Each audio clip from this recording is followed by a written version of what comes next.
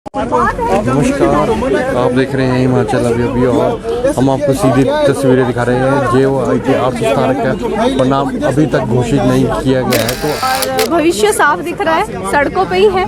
इतना संघर्ष करने के बावजूद अगर बात करें तो हम ही सरकार को एक तरह से फंड कर रहे हैं। पहले पढ़ने के लिए पैसे दो, स्कूल में जा रहे हैं तब फीसें दो, है ना। सरकारी स्कूल में पढ़ने के लिए उत्सुक किया जाता है कि पढ़ो पढ़ो पढ़ो। क्यों पढ़ो जब पढ़ के कुछ मिलना ही नहीं है। हिमाचल प्रदेश के सैकड़ों बेरोजगार युवा आज रिजल्ट घोषित करने की मांग को लेकर प्रदेश भर से शिमला पहुंचे हैं। JOIT 817 के अभ्यर्थी प्रदेश सचिवालय के बाहर नारेबाजी कर रहे हैं और CM सुक्खू से मुलाकात पर अड़े हुए हैं। बेरोजगारी का दंश झेल रहे कुछ युवा नौकरी देने या फिर जहर देने की मांग कर रहे हैं। सुप्रीम कोर्ट और हिमाचल हाई कोर्ट भी इन्हें कंडीशनल नियुक्ति देने के आदेश दे चुका है, लेकिन अब तक इनके रिजल्ट निकालने को लेकर कोई हलचल नजर नहीं आ रही। बेरोजगार युवा नौकरी को लेकर कई बार प्रदर्शन भी कर चुके हैं, लेकिन हर बार आश्वासन ही दिए गए हैं। नमस्कार, आप देख रहे हैं हिमाचल अभी और हम आपको सीधी तस्वीरें दिखा रहे हैं। JOIT 817 का परिणाम अभी तक घोषित नहीं किया गया है, तो आप यहाँ से सचिवालय से सीधी तस्वीरें देख रहे हैं।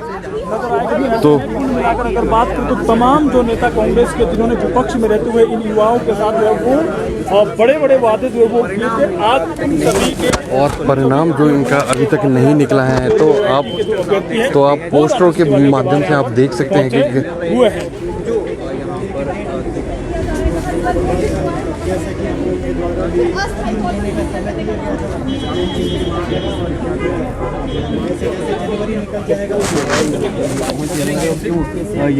यहाँ पर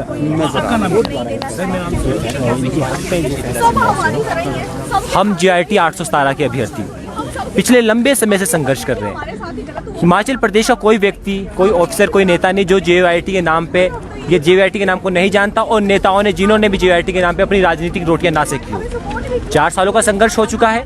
पहले बात थी कि विभिन्न न्यायालयों में हमारा केस था। पहले उच्च न्यायालय हिमाचल प्रदेश, फिर सर्वोच्च न्यायालय में था।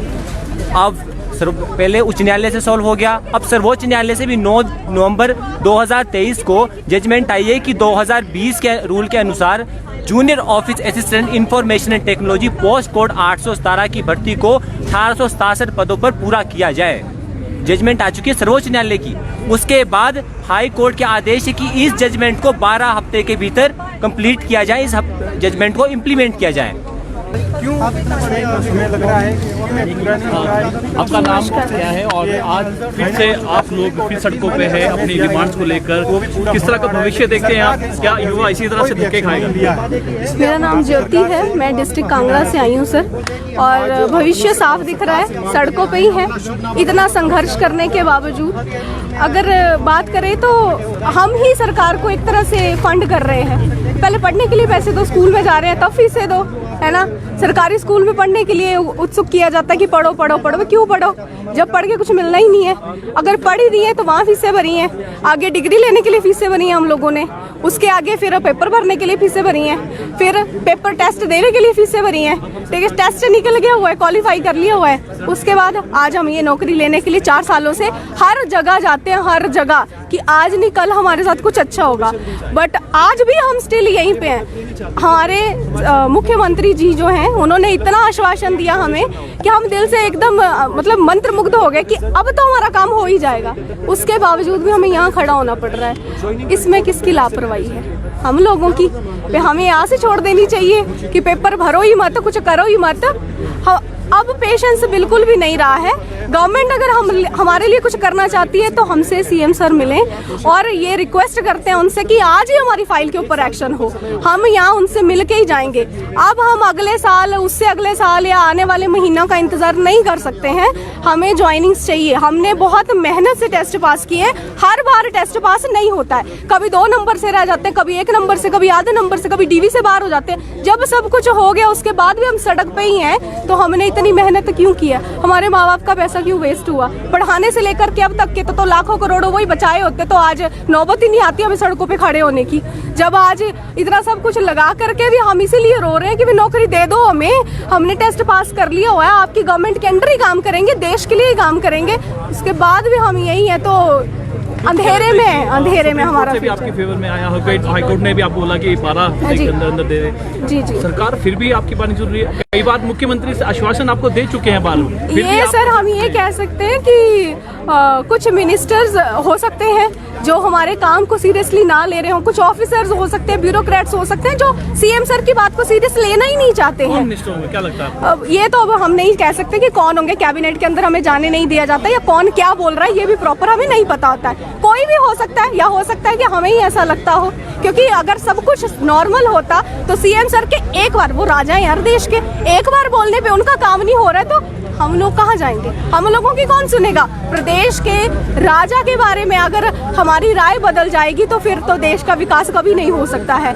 हमारा फ्यूचर अंधेरे में ना जाए। इसलिए सीएम सर से रिक्वेस्ट है कि प्लीज आज के आज ही हमारी फाइल पे एक्शन होना चाहिए।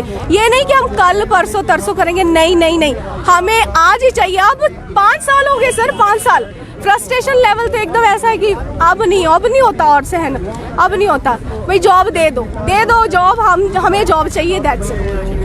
तो आप देख सकते हैं तो आप देख सकते हैं कि किस तरीके से चिंता है सड़कों युवाओं के लिए, और युवाओं का साफ कहना है कि रास्ते पे हम आगे हैं और हमें जल्द से जल्द इसका जवाब दिया जाए। 3-4 साल हो गए भाई आपके लिए ही कर, हम तो अपने लिए थोड़ी कर रहे हैं, आपकी ही आवाज उठा रहे हैं। सर मीडिया बंधु का तो हम शुक्रगुजार करते हैं, हम तो आपके लिए पहुंच जा आप रहे हैं। लोगों ने हमारी आवाज हर वक्त जो है हर जगह पहुंचाई है, सरकार तक भी पहुंचाई है, अधिकारियों तक भी पहुंचाई है। इसके लिए हम मीडिया बंधु का बहुत बहुत शुक्रगुजार करते हैं।